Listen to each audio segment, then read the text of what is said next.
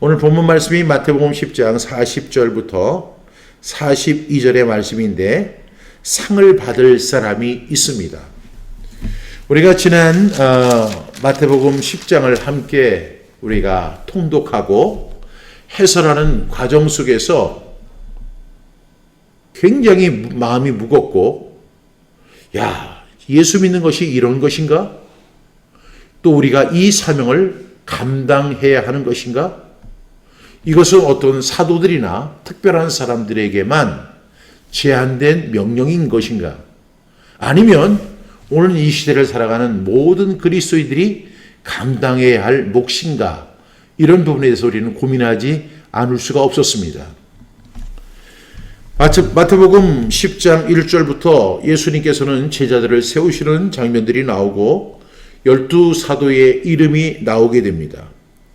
그런데 예수님께서 그 12명의 제자들을 딱 세우시자마자 그들을 12를 내보내시며 명하여 이르시되 이방인의 길로도 가지 말고 사마리아의 고을에도 들어가지 말고 오히려 이스라엘 집에 잃어버린 양에게로 가라, 이렇게 파송을 하시는 장면이 나옵니다. 그러면서 이제 가면서 전파하여 말하되 천국이 가까이 왔다. 병든 자를 고치고 죽은 자를 살리며 나병한 자를 깨끗하게 하며 너희가 거저 받았으니 거저 주어라, 이렇게 말씀을 하십니다. 그리고 이제 전도자들이 나아갈 때 어떤 준비를 해야 하느냐. 우리가 여행을 갈 때 많은 준비를 하잖아요. 그래서 여행 그 캐리어 속에 뭐 이것도 넣고 저것도 넣고 뭐 이렇게 합니다. 어떤 사람은 신발만 5개를 넣는 사람이 있다고 합니다. 또 신발뿐만 아니라 거기에 플러스 해가지고 슬리퍼까지 신고 뭐 이렇게 많이 준비하는 사람들이 있습니다. 좀 과한 모습이지만, 그런데 누구나 여행을 위해서는 준비하는 것이 당연하게 여겨지는 것이 사실입니다. 그런데 예수님께서는 여행을 위해 배낭이나 두보롯이나 신이나 지팡이를 가져가지 말라고 하십니다. 그러면서 일꾼이 자기의 먹을 것을 받는 것이 마땅하다, 이렇게 말씀을 하십니다. 그리고 이제 어떤 성이나 그 마을에 들어가면 그 합당한 자를 골라내서 그 집에 들어가서 유하라고 말씀하십니다. 마치 우리가 당당하게 남의 집에 들어가서, 자기 집에 들어가서 자기가 먹고 싶은 거, 자기가 마시고 싶은 거, 자기가 쉬고 싶은 거, 자기가 안고 싶은 거, 눕고 싶은 거, 그렇게 하는 것처럼 남의 집에 들어가서도 그렇게 당당히 하라고 이렇게 이야기합니다. 그런데 어떤 사람이 그런 모습을 보고 이렇게 하십시오, 그렇게 하십시오 하면서 영접을 하면 그 평안이 그 사람에게 임할 것이고, 아니 저 사람 뭐 하는 사람이야 하면서 그 사람을 박대하거나 내쫓으면 그 집에서 나갈 때 그 집에서 먼지를 다 떨어뜨리라는 거예요. 나중에 소돔과 고모라가 심판받는 것보다 더 심한 벌을 받게 된다, 이렇게 말씀을 하십니다. 그러면서 예수님이 이런 말씀을 하시죠. 내가 너희를 보냄이 그 양을 이리 가운데로 보낸 것 같다, 이렇게 말씀을 하세요. 여러분, 이것은 말이 안 되는 거예요. 세상에는 그런 논리가 없어요. 왜?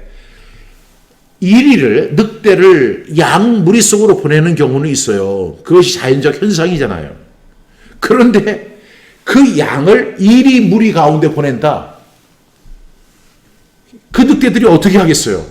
금방 그 양을 갖다 잡아서 죽여서 자신들이 먹을 것입니다. 이렇게 우리가 전도의 현장에 나가는 것이 굉장히 어렵다는 것을 예수님께서 시사하고 계시는 거예요. 마치 뭐와 같이 양이 늑대 가운데 들어가는, 늑대 그 무리 속으로 들어가는 것과 같은, 그렇게 전도가 힘들다는 거예요. 여러분, 전도는 굉장히 힘든 거예요. 어떤 현상과 같냐면 양이 이리 그 무리 속으로 들어가는 것과 같다는 것입니다. 그래서 어떻게 해야 되느냐, 이렇게 말씀하십니다. 너희는 뱀같이 지혜로워야 되고 비둘기같이 순결해야 한다. 순결성을 우리가 늘 가지고 있으되, 이 뱀은 사탄을 의미하고 세상을 의미하잖아요. 그렇게 지혜로워야 한다는 것을 이야기합니다. 그러면서 예수님이 경계하시는 말씀이 사람들을 사가라.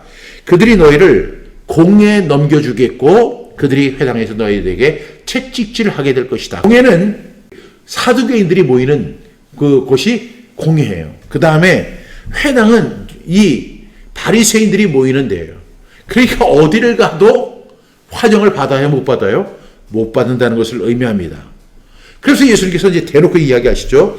또 너희가 나로 말미암아 총독과 임금들 앞에 끌려가게 될 것이다. 그러면서 그것이 하나의 증거가 되게 될 거야. 이렇게 말씀을 하십니다.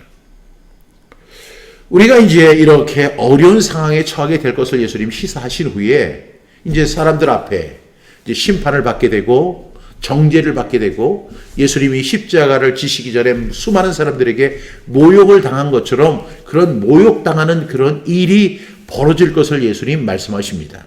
그런 다음에 말씀하시기를 너희를 넘겨줄 때 너희가 무슨 말을 할 것인가 그 미리 생각하지 말아라 이렇게 말씀하세요. 말하는 이는 너희가 아니라 너희 가운데 계신 성령님이시다라고 이야기합니다. 여러분 여기서 우리가 분명히 기억해야 할 것은 성령님이 우리와 함께 하시고 하나님이 우리와 함께 하시다 하더라도 우리가 세상 속에서는 환영받지 못한다는 것을 아셔야 됩니다. 많은 사람들이 나 하나님이 함께 하시니까 나는 세상에서 승리할 수 있어. 반드시 이길 거야. 뭐 이렇게 이야기하는 것은 참 기분 좋은 말이기는 하지만 실제로 그런 일은 벌어지지 않습니다. 말하는 이는 너희가 아니라 너희 속에서 말하시는 성령님이시다. 그렇게 이야기를 하십니다. 그러니까 너희는 아무 염려하지 말고 성령님이 너희를 통해서 말씀하실 거야. 그것을 기억하라. 이렇게 말씀합니다. 근데 예수님이 더 나아가서 말씀하시죠. 형제가 형제를 그 다음에 아버지가 자식을 죽는 데 내주고 여러분 아버지가 자식을 얼마나 사랑해요. 그런데 아버지가 자식을 죽는 데 내주고 그 다음에 거꾸로 자식들이 부모를 대적하여 죽게 한다는 것입니다. 그리고 예수님 때문에 너희가 내 이름으로 인해서 많은 사람들에게 미움을 받게 될 것이다. 그렇지만 꼭 기억해라. 끝까지 견디는 자가 구원을 받게 될 것이다 라고 예수님 말씀하십니다. 끝까지 견뎌야 되고 그리고 뱀처럼 지혜로워야 됩니다. 그 다음에 그냥 무지하게 당하는 것이 아니라 이 동네에서 너희를 박해하거든 저 동네로 피하라는 것입니다. 예수님께서 그렇게 말씀합니다. 그러면서 예수님이 또 이렇게 그 전체적인 내용을 말씀하시죠. 제자가 선생보다 또는 종이 그 상전보다 높지 못하다는 것도 우리가 알고 있지. 만약 제자가 그 선생 같고 종이 그 상전보다 높지 못하는 것은 기본적으로 분명한 사실이야. 그러나 제자가 그 선생 같고 종이 그 상전 같으면 그거만큼 좋은 게 어디 있겠니? 청출어람이라고 하는 이야기가 있잖아요. 스승보다 나은 제자. 그런데 이 제자가 선생만큼 종이 주인만큼만 되는 것만 해도 족한 줄 알아라 이렇게 말씀하시죠. 그러면서 저 사람들이 우리 집주인을 바알세불이라 하였거든 하물며 너희에게 무슨 말을 할 것인가 너희가 한번 생각해라. 그래서 그들을 두려워하지 말아라. 감추인 것이 드러나지 않은 것이 없고 숨은 것이 알려지지 않을 것이 없었다. 지금 저들이 이야기하는 것은 다 사실이 아니야. 너희를 윽박지르고 너희를 그 위험에 하고 그리고 모든 거짓말을 하면서 너희를 모의한다 할지라도 그런 것으로 인해서 두려워하지 말라고 말씀하십니다. 그러면서 오히려 너희는 그렇게 너희가 귓속말로 들은 것을 지붕 위에 올라가서 많은 사람들에게 전파하라 이렇게 말씀하십니다. 그리고 정작 두려워해야 할 대상이 무엇인가를 말씀하시죠. 몸은 죽여도 영혼을 죽이지 못하는 사람 두려워하지 말아라. 그 세상 사람들은 우리의 몸을 죽일 수는 있어. 그러나 그 영혼을 죽일 수는 없잖아. 너희가 정말 두려워해야 할 사람이 있다면 그 몸뿐만 아니라 영혼까지 멸하시는 하나님만 두려워해. 하나님만 두려워해라. 여러분 이러한 전도자의 자세가 있어야만 전도의 현장에서 우리가 감당할 수 있는 것입니다. 그러면서 말씀하시기를 참새 두 마리가 한 아사리온에 팔리는 것이 아니냐 이렇게 말씀합니다. 정말로 작은 돈에 팔리는 것도 그것도 하나님이 허락하셔야만 그것이 가능한 것이다 라고 말씀을 하시죠. 그러면서 예수님께서 말씀하십니다. 이렇게 위로해 주셔요. 너희들에게는 머리털까지도 다 세심화 되었으니 너희는 두려워하지 말아라. 오늘 아침에도 제가 이렇게 머리를 감았는데요. 제 머리털 숫자가 몇 개인지 아는 사람 한번 손 들어보세요. 여러분 가운데 여러분이 여러분을 굉장히 잘 알고 나는 내가 제일 잘 알아. 하나님보다도 내가 나를 더 잘 알아. 이렇게 착각하는 분들이 굉장히 많잖아요. 근데 여러분 그렇다면 여러분의 머리털 숫자가 몇 개인 줄 아세요? 여러분 모르십니다. 이 세상에 70억의 인구가 있지만 단 한 사람도 자기의 머리털 개수를 아는 사람이 없어요. 그러나 하나님은 어떻게 하세요? 알고 계시다는 사실을 말씀합니다. 그래서 주님께서 말씀하시죠. 사람들 앞에서 나를 시인하면 나도 하늘에 계신 우리 아버지 앞에서 너를 시인할 거야. 그런데 네가 나를 시인하지 않으면 나도 하늘에 계신 내 아버지 앞에서 너를 부인할 거야 라고 말씀하십니다. 이제 예수님께서 또 말씀하시죠. 내가 세상에 화평을 주러 온 줄로 생각하지 마라. 세상에 화평을 주러 온 것이 아니라 검을 주러 왔노라. 우리 지난주에 말씀이었죠. 그 검을 줌으로 인해서 아버지와 그 사람이 그 아버지와 딸이 어머니와 며느리와 시어머니가 불화하는 그런 결과를 가져온다는 거예요. 이 예수님이 내가 화평을 주러 온 것이 아니라 검을 주러 왔는데 많은 사람들이 주님이 어떤 분이세요? 화평을 주러 온 분으로 생각하잖아요. 그런데 여러분 지금 우리가 알고 있는 이 화평은 거짓 화평입니다. 이 거짓 화평을 깨트리는 예수님의 검이 꼭 필요한 것입니다. 그래서 우리는 분명히 알아야 돼요. 아버지나 어머니를 나보다 더 사랑하는 자는 내게 합당하지 아니한 것이야. 그리고 자기가 낳은 아들이나 딸을 나보다 더 사랑하는 자도 내게 합당하지 아니하다. 또 자기 십자가를 지고 나를 따르지 않는 자도 내게 합당하지 아니하고 또 나를 자기 목숨을 잃는 자는 얻는 자는 잃을 것이고 잃는 자는 나를 위해서 잃는 자는 얻게 될 것이다 라고 예수님 말씀하시는 것이 지난주까지의 말씀이었습니다. 오늘은 이런 말씀을 하신 다음에 예수님께서 상을 받을 사람에 대해서 말씀하십니다. 어떤 사람들이 상을 받느냐? 사도들을 영접하는 자에게 약속된 상이 있음을 말씀하고 계십니다. 우리 40절 말씀 우리 함께 읽겠습니다. 시작. 너희를 영접하는 자는 나를 영접하는 것이요 나를 영접하는 자는 나를 보내신 이를 영접한 것이니라. 예수님이 오늘 이 말씀을 하세요. 이제 제자들이 나가서 복음을 전합니다. 그리고 엄청나게 어려운 일을 당합니다. 그리고 정말로 화평이 아니라 그리고 불화하는 그런 일들이 일어나는 현장들을 목격하게 될 것입니다. 이제 이 제자들, 이 사도들은 굉장히 어려운 처지에 있는 거예요. 근데 주님의 따뜻한 위로가 있습니다. 너희를 영접하는 자. 여러분, 너희를 영접하는 자가 있다는 거예요. 너희를 영접하는 자는 바로 나를 영접하는 것이다. 우리가 이 전도 현장에서 우리가 때로는 사람들에게 박해를 당하고 그리고 공격을 당하고 미움을 당하고 그런 일들이 우리에게 많이 일어나게 되는데 그 중에 어떤 사람은 그 전도자들을 사도들을 복음 전도자들을 영접하는 사람들이 있다는 거예요. 그 사람들에게 예수님은 상이 보장되어 있다는 것이죠. 그러니까 너희를 영접하는 자는 그 어떤 결과를 가져요? 나를 영접하는 결과를 갖고 온다. 거기서 나가 누구예요? 예수님이에요. 또 나를 영접하는 자는 나를 보내시는 이를 영접하는 것이다. 나를 보내신 이가 누구죠? 하늘에 계신 우리 하나님이십니다. 그러니까 이 작은 영접 하나가 결국에는 어떤 결과를 갖고 오냐면 하늘에 계신 하나님까지를 영접하는 결과를 갖고 온다는 거예요. 여러분 어떻게 하시겠습니까? 복음을 위해서 수고하는 사람들, 말씀을 전하기 위해서 어려움을 당하는 사람들이 있어요. 여러분 복음의 현장은 우리가 마태복음 10장을 통해서 분명히 볼 수 있는 것처럼 양을 이리 가운데 보낸 것 같은 거예요. 수많은 사람들이 그 양을 공격할 것입니다. 수많은 사람들이 채찍질하고 그 다음에 그들을 모함하고 그리고 때리고 핍박하는 일들이 벌어지게 될 것입니다. 그렇지만 이런 모습만 있는 게 아니에요.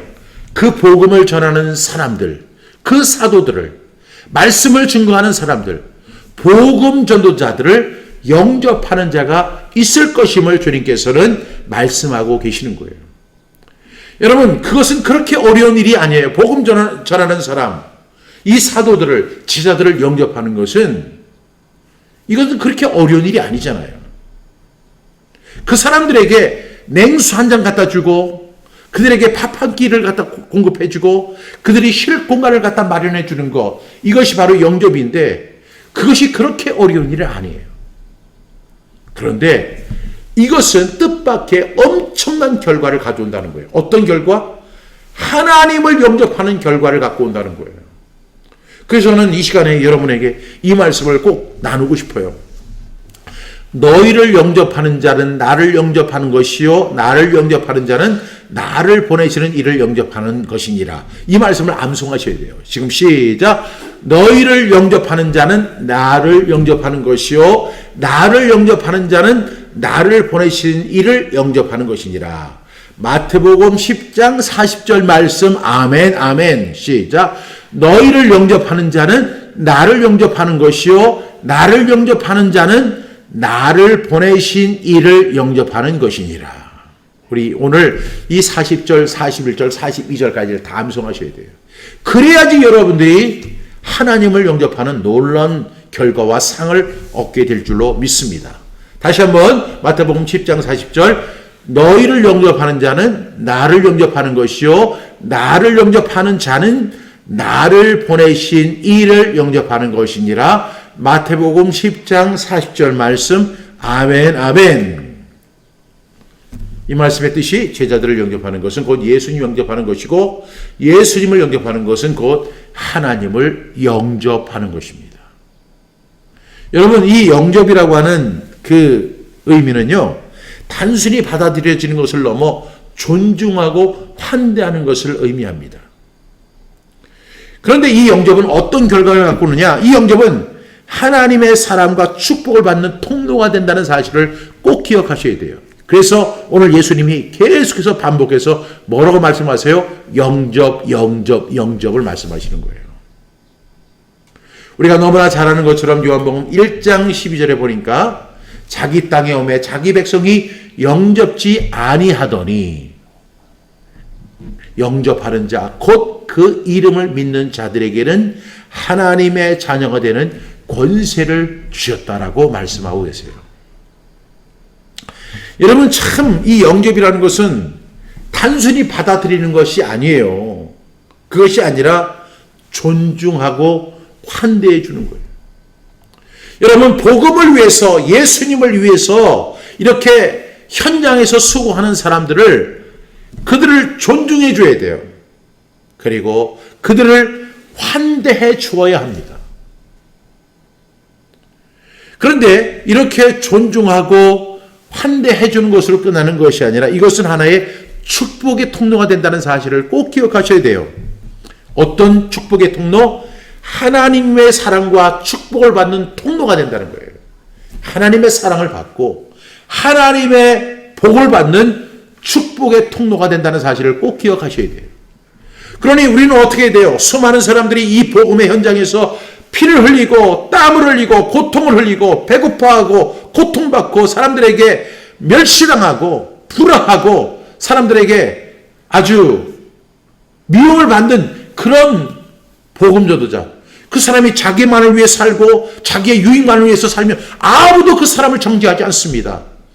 그런데 예수님 때문에 복음 전하다가 사도 바울 같이, 그러니까 바울이 큰 바울이라고 하다면 우리는 뭐가 돼야 돼요? 작은 바울이 돼야 돼요. 이 작은 바울들 때문에 지금 복음이 계속해서 전해지고 있잖아요. 그런데 그 사람들을 영접하는 것이 어떤 결과가 나타나요? 예수님을 영접하는 것이고, 예수님 영접하는 것은 하나님을 영접하는 결과를 얻게 된다는 것이죠. 영접은 단순히 받아들이는 것이 아니라 존중하고 환대. 세상 사람들은 그들을 공격하고 그들을 멸시하고 그들에게 침을 뱉지만 우리는 그들을 정말로 귀하게 여겨야 돼요. 그리고 그들을 환대해 줘야 돼요. 얼마나 복음 전하는 현장에서 고생이 많았습니까? 그래서 그들에게 먹을 것을 공급해 주고 입을 것을 공급해 주고 쉴 것을 공급해 주는 그 일을 해야 돼요. 그럴 때 어떤 역사가 일어나느냐? 하나님의 사랑을 그리고 하나님의 축복을 받는 통로가 된다는 사실을 여러분 기억하셔야 돼요. 이 영접은 통로예요. 그런데 이 통로가 어디까지 연결이 되느냐 하면 하나님까지로 연결이 된다는 사실을 꼭 기억할 수 있기를 바랍니다.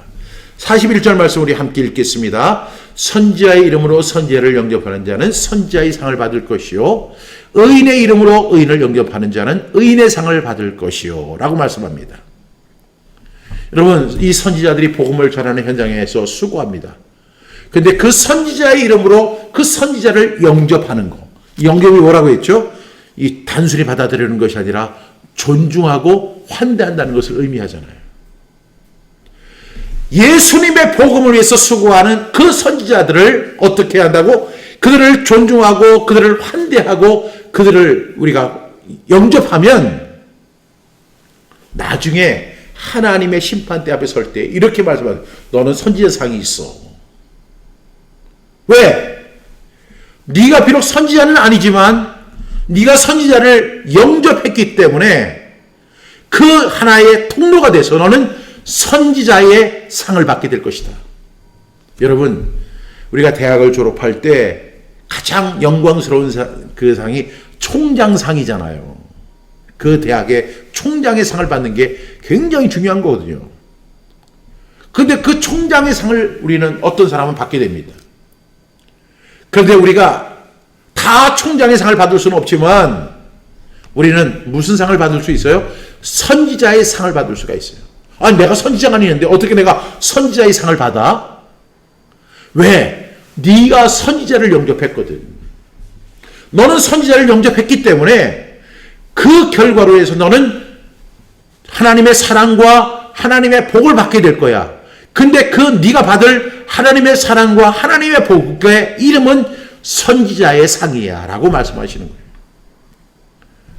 또 의인의 이름으로 의인을 영접하는 자는 의인의 상을 받을 것이다 라고 이야기합니다. 의인의 이름으로 의인을 영접하는 것. 의인도 뭐예요? 정말 하나님 앞에서의 의인이죠.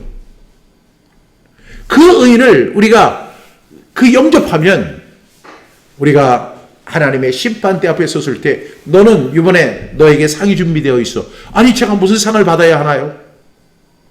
너는 의인을 네가 영접했기 때문에 너에게는 의인의 상이 주어질 거야 하면서 엄청난 상이 있을 것임을 주님께서 약속해 주신 것입니다.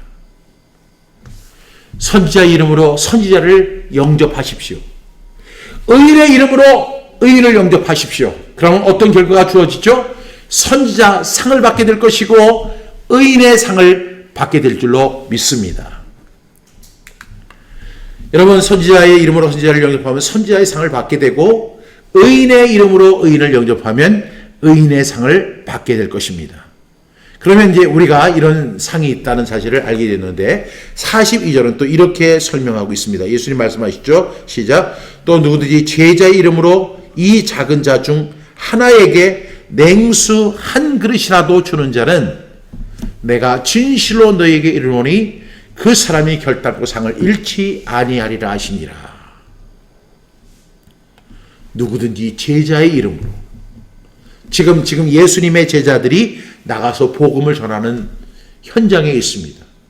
그들에게 온갖 핍박과 고난이 있을 걸 예수님 말씀하십니다.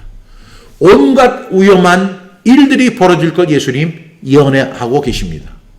그런데 누구든지 제자의 이름으로 그 작은 자 중 하나에게 냉수 한 그릇이라도 주는 자.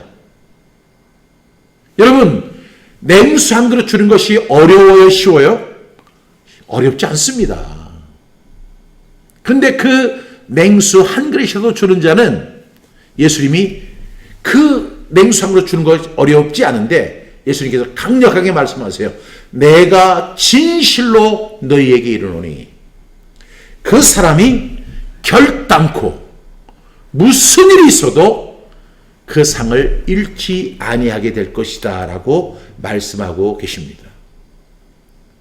여러분, 얼마나 귀한 말씀이에요. 여러분, 복음을 전하는 현장은 매우 거칩니다. 힘들어요. 고통이 있어요. 박해가 있어요.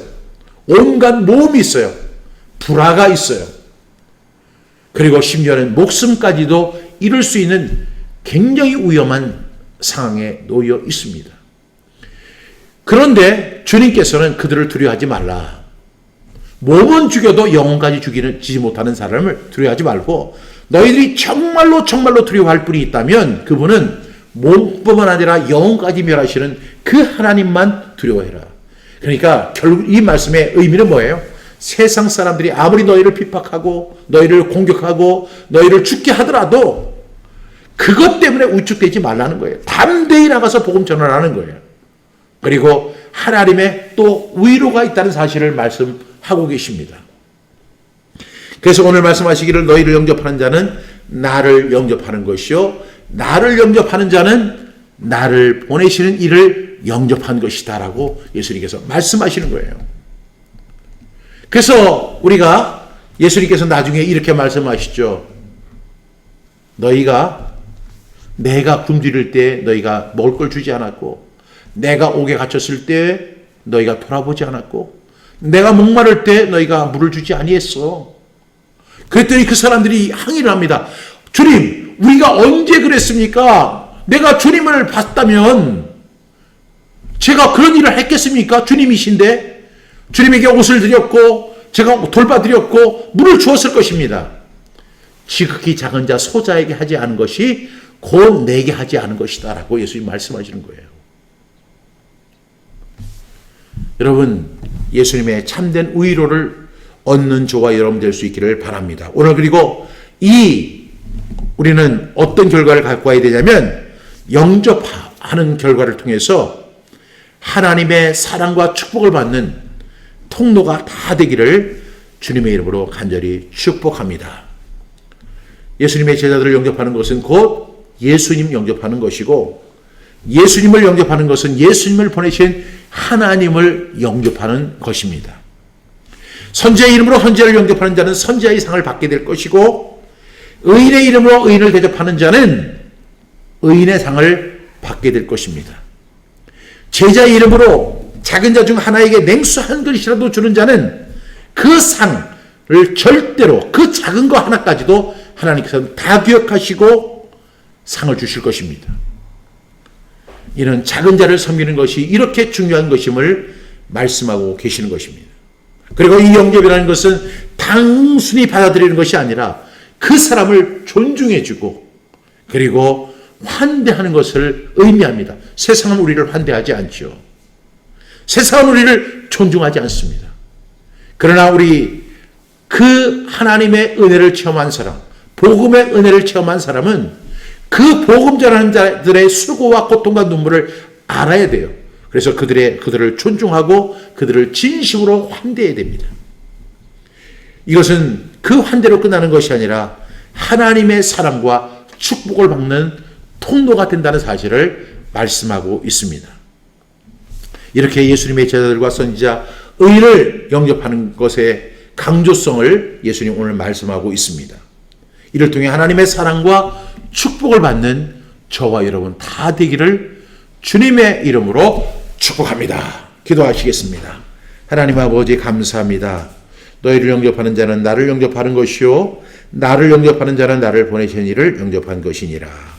선지자의 이름으로 선지자를 영접하는 자는 선지자의 상을 받을 것이요 의인의 이름으로 의인을 영접하는 자는 의인의 상을 받을 것이요 또 누구든지 제자의 이름으로 이 작은 자 하나에게 냉수 한 그릇이라도 주는 자는 내가 진실로 너에게 이르노니 그 사람이 결단코 상을 잃지 아니할 것이다. 주님의 말씀입니다. 이 말씀을 기억하고 암송하고 마음에 새기고 복음의 현장에서 수고하는 분들을 환대하고 존중하는 그래서 그 상을 받는 우리 모두가 되게 하여 주옵소서. 감사드리며 예수님의 이름으로 기도드립니다. 아멘.